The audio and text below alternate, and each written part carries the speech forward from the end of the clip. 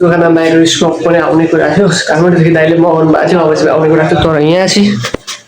होइन आधीभन्दा पनि धेरै सामान चाहिँ यहाँ आज आइपुगेछ माइक्रो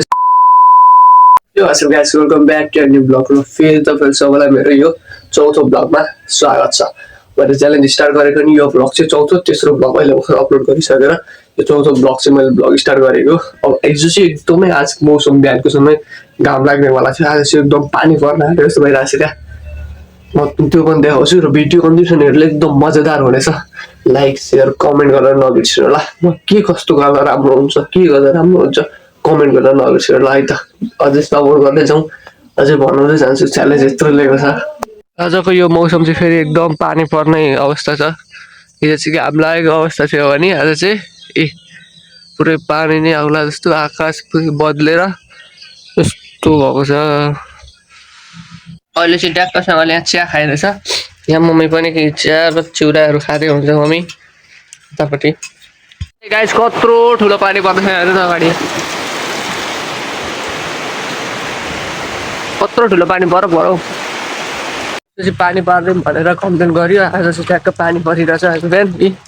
म चाहिँ खोलिदिनलाई अलिअलि सिमसिम पानी त परिरहेछ गाईलाई खोलिदिनुतर्फ लागिरहेछु म चाहिँ मैले चाहिँ गाईलाई होइन यस्तो खालको यो दबाई खुदाएर अस्ति उता पाकेटमा दिएको थियो नि त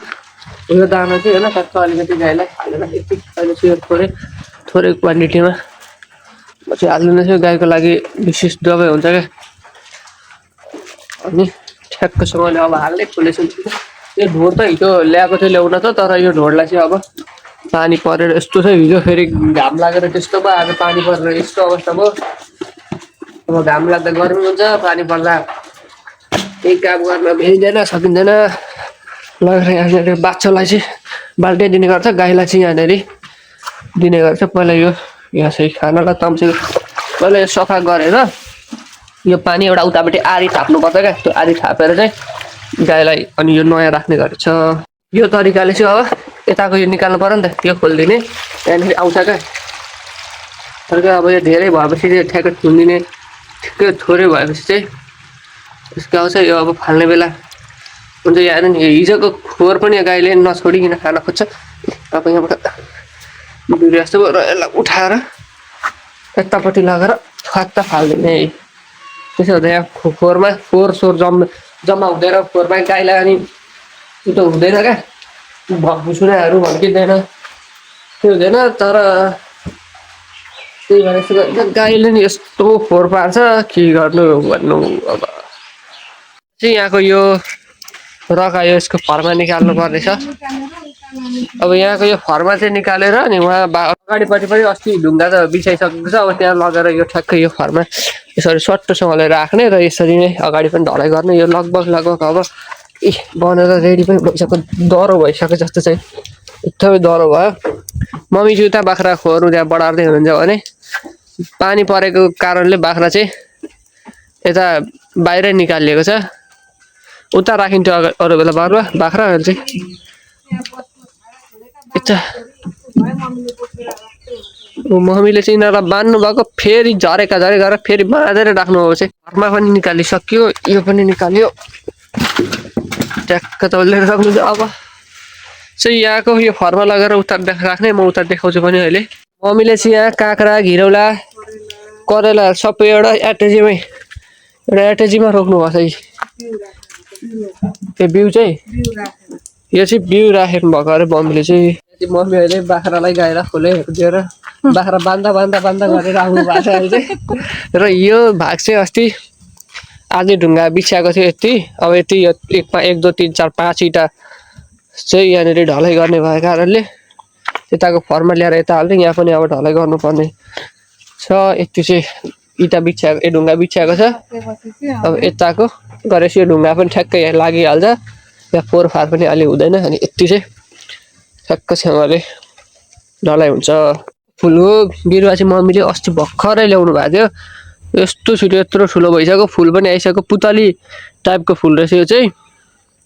एकदम दामी छ र झन् पानी परेपछि त सबै फुल बोट बिरुवाहरू एकदम दामी भएको छन् यो रको चाहिँ यो घडी फुल मम्मीले अस्ति काठमाडौँ मामल्लाबाट ल्याउनु भएको थियो यो फुल चाहिँ एकदम गुजुक मुजुक परेर दामी खालको घडी फुल यो चाहिँ पानी परिसकेपछि यहाँ लिची पनि एकदम दामी देखिरहेछन् यता आँप आँप तर हावापानीले टर्ने आँप झर नि यहाँनिर यहाँ यहाँ यता सबै कलैभरि आँप यहाँ पनि आँप झारो यताउता सबै अलिअलि फल्दै थियो यो बोटमा त यहाँ पनि रहेछ तर भुइँभरि नै छ उता परको बोटमा चाहिँ अलिक धेरै नै फलेका छन् यो बोटमा त्यति धेरै थिएन त्यही पनि सबै झार्दै यो बोट एकदम बुढो भयो अब यो बोटलाई पनि काटिदिने अलि पछि अब 1-2 वर्षपछि यो बोट पनि पुरै फाँडिदिने किनभने अस्ति भर्खर उता नरिवलको रुख पनि रोपेको छ त्यो नरिवलको रुखको हाँगा माथि जाँदाखेरि यो बोटले अलिकति डिस्टर्ब गरे जस्तो हुन्छ त्यही भएर यो बुढा बुढा रुख छन् ढालिदिने उ त्यो नयाँ रुखमा सानो सानो छ राम्रो फलिरहेछ यस्ता बुढा छन् आँपेर मिठो यसको त्यति मिठो पनि छैन आफू त्यसको त्यो बडै मिठो छ आँप लुगा सुगा लगाएर रेडी भयो मम्मी चाहिँ पुरै कराई मस्काउँदै हुनुहुन्छ ए कुकर मस्काउँदै हुन्छ मम्मी चाहिँ कसैले दोकानहरू पनि बसिसक्यो र आएको एकैछिनमै मौसम हेरौँ पुरै क्लियर मौसम पनि भइसक्यो के हुन्छ हिजो चाहिँ यो पानी पार्दै भन्यो पानी परो बिहान होइन त्यो परेन भन्न मिलेन परो र अब चाहिँ घाम लाग्न थाल्यो फेरि पानी परेपछि गर्मी भयो भने चाहिँ यति हपपी हुन्छ नि अब त्यो कुरै छोडिदिउँ त्यस्तो हुन्छ क्या यो चाहिँ अब के हो देख्थ्यो हुन्छ के हो भन्नुहुन्छ तपाईँहरूले चाहिँ यो चाहिँ दोकानको लागि क्यामेरा मगाएको थियो यो चाहिँ अलिकति नमिलेर फेरि कुरियर गरेर पठाउनु प्याकिङ गरेको क्या चाहिँ यस्तो केही पनि होइन यो चाहिँ अन्त अब आज लगभग आज भोलि दोकानमा पनि माइक्रोस्कोप पनि आउँदैछ दाइले मगाउनु भएको छ आज अथवा भोलिभित्र चाहिँ हाम्रो माइक्रोस्कोप पनि आइपुग्छ दोकानमा अहिले दामी मजा आउँछ भ्लग हेर्दै जान्न दिनदिनै मजादार हुँदै जान्छ के भन्नु र आज राम्रो छैन भोलि राम्रो हुन्छ नि त है त हेर्नु अझै छ भिडियो यो त भर्खर दिउँसो हुँदैछ बेलुकासम्म हाल्नु पऱ्यो भइसकेको छ अब चिया पनि खानुपर्छ मौसम भइसक्यो भने चाहिँ अन्धारो अन्धारो हुँदै गयो अब चाहिँ अहिले चाहिँ ट्याक्क ममा हाम्रो चाहिँ विवेकले लिएर आएछ केटा हो ममा दोकानमा माइक्रोस्कोप पनि आउने कुरा थियो काठमाडौँदेखि दाइले मगाउनु भएको थियो अब चाहिँ आउने कुरा थियो तर यहाँ चाहिँ होइन आधीभन्दा पनि धेरै सामान चाहिँ यहाँ आज आइपुगेछ माइक्रोस्कोप पनि आउनु त आउँछ तर दमक आएको छ त्यहाँ ल्याउनु पर्ने हुन्छ दाइ बेलुका जानुहुन्छ अरे र यहाँ चाहिँ सामानहरू आएको छ के आएको छ भन्दाखेरि चाहिँ